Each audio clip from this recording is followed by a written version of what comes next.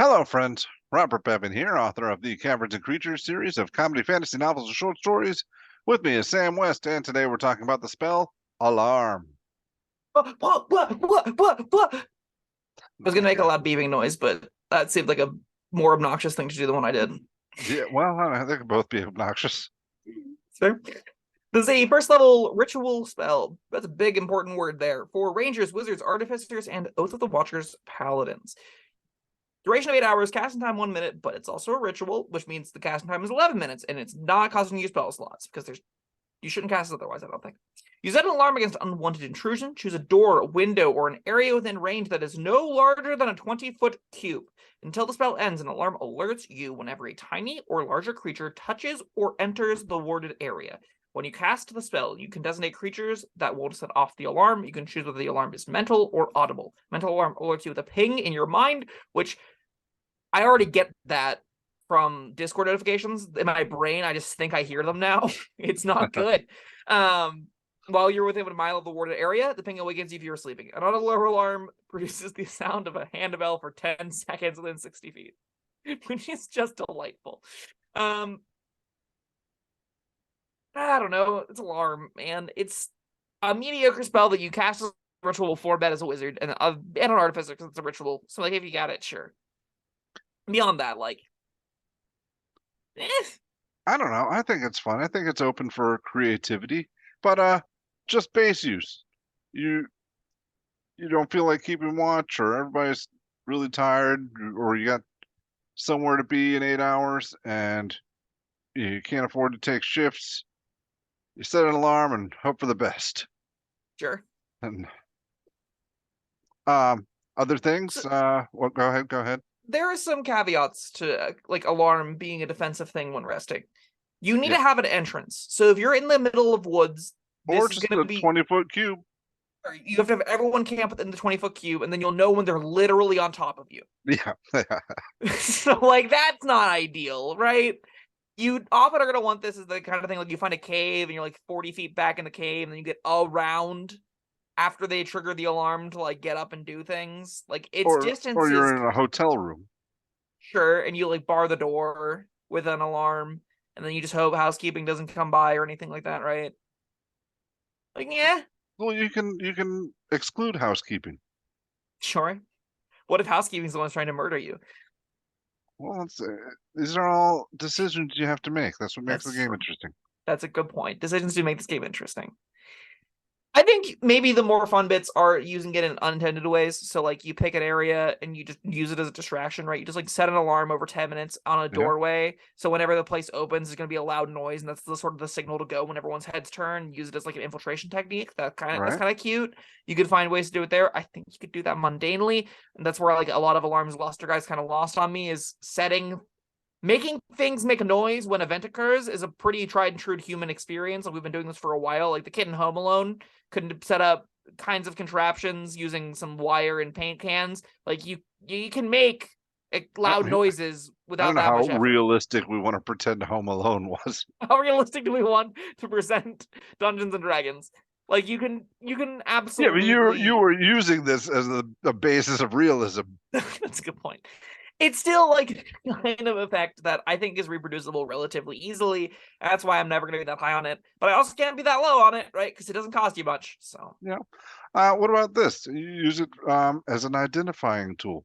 Yes, the you've got the whole hotel staff. They can come and go as they please. But what if someone is only dressed as part of the staff, or they're oh, they're using a disguise self spell? I have to know the exact circumstances that set up this kind of. I'm in, by the way. I'm 100% in. I want to play in the game where that is happening. I just want to know exactly what led to the decision of, okay, everyone get in the room. We know all y'all are good. Right now, in this moment, y'all are good. I'm going to exclude exactly the people in this room and no one else from alarm on that door. Everyone be cool. And then you just go about your business. And then maybe it gets set off whenever some other person infiltrates the staff bathroom or kitchen or wherever they're not Or guests aren't allowed your to go. room. Or your room, sure. I mean, if somebody is dressed as housekeeping and entering your room and they're not part of the staff, that's something you want to know. Yeah, I agree. I also, again, I'm always in this kind of situation where, like, how useful is this? So let's say you're in bed and you're sound asleep, having a lovely rest at the local inn, and you spent the 15 minutes finding everyone in the building that's allowed to come in your room and like get your socks or whatever, do whatever like they need to do, clean your doormats or whatever. You've excluded all of them. An assassin comes up to kill you. They open your door, it swings open, you're awoken with the assassin there trying to kill you. So I guess it stopped you from being murdered in your sleep, potentially, but I feel like a DM isn't going to regularly murder you in your sleep, and that's where I'm like, hear them come in, bar the door if you're worried about it, right? Like, do you need an alarm for this? All right. How about this? Which one is the real Jeff? Straight up, there's Jeff, and then there's the doppelganger. Yeah, Jeff with a G. Well, no, they're both spelled the same because the other one's name isn't Jeff. It's Glurb or something. Or it's Jeff with a G. And he's pretending to be Jeff with an F. Or Jeff with a G. Jeff with Feff. Pronounced Jeff. You're making this stupid. All right. I'm sorry, I derailed this. Let's get back on track. About using you just straight up spell. say, I'm casting an alarm spell. You cross this line right now. We'll find out who the real Jeff is.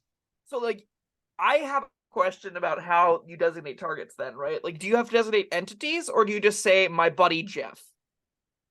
I don't know. I assume you designate creatures that won't set off the alarm. Jeff is a creature. Yeah, both Jeff and Jeff with a G are creatures. Yes. So do you have to designate that? Like, if you're in the situation where you have a doppelganger, are you able to say, like, to the ether, the grand cosmos, the individual soul that is Jeff can walk through this? Or do you have to be like, I point to these two creatures to designate them? I would say it's to the ethos, because like if you just say I want rabbits to be able to pass through, you don't have to point to every rabbit in existence.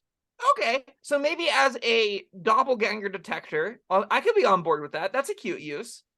That's really gaming the system, but I'm kind of into it. I don't think so. I mean, I kind of feel like this is at least part of what it's for. The intention of alarm is doppelganger detection? Not doppelganger detection specifically, but that's going back to someone in disguise, someone who's not who they say they are. I mean, a doppelganger is the extreme end of that. I would say that we very far left the realm of intention is what the spell's intended to be, which is a lot more interesting to talk about than what it is intended to be, which I think is pretty like lukewarm. You've brought me up on it though. Like, as a tool to say of these creatures around us who are legitimate is kind of nifty. I think there is some merit to that idea. And I think you're going to vary in DM to DM as to whether or not that's going to occur. I think plenty of DMs will rule the way that I originally had said, where it's like you choose those creatures. Yeah, maybe. That's less fun. Yeah, I agree. It's also about as useful, because I think the situation that doppelgangers coming up in are ones of campaigns. So, all right, going back to Mind Spike. This is a nicer way of doing that. Don't go in that room. I'll know if you do. That's true. Alarm. I designate everyone but you. Don't go in that room. I don't want anybody going in this room. Oh, no one's allowed in this case. Alarm would be stronger. Sure. Stronger than Mind Spike. I don't know.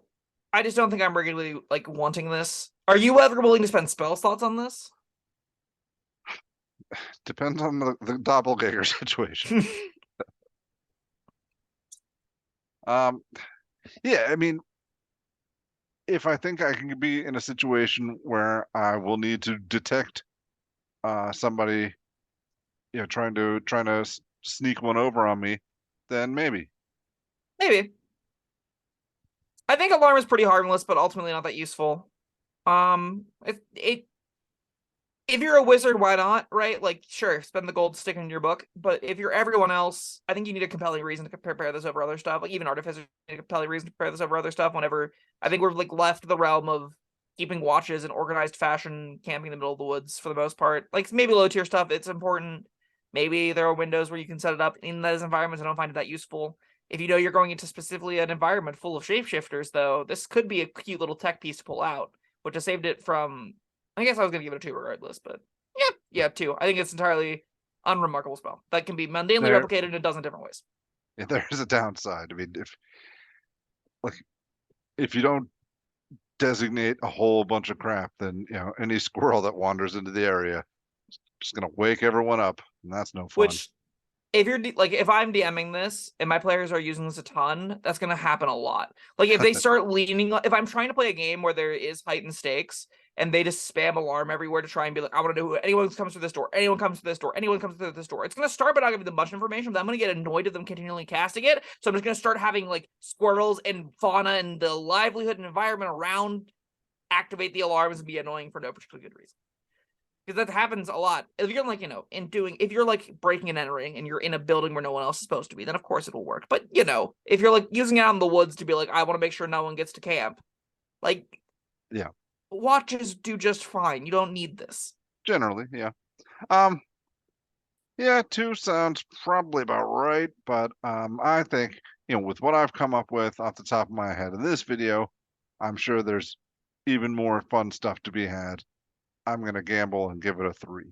And I'm going to count on the viewers to justify that. So viewers, let us know the fun ways that you've used Alarm down in the comments below, and let us know what you think in general. Thank you, Sam, and thank you everyone for joining us. Like and subscribe, and we'll see you next time. Bye-bye. Thank you for watching. If you found this helpful, informative, or entertaining, I'd really appreciate it if you hit the like button below. You needn't smash it, a gentle tap will suffice. If you want to see more videos like this, subscribe to the channel. And make sure you check out the links in the description, where you'll find my Caverns and Creatures series of comedy fantasy novels, Sam's full review of the spell, and other fun things.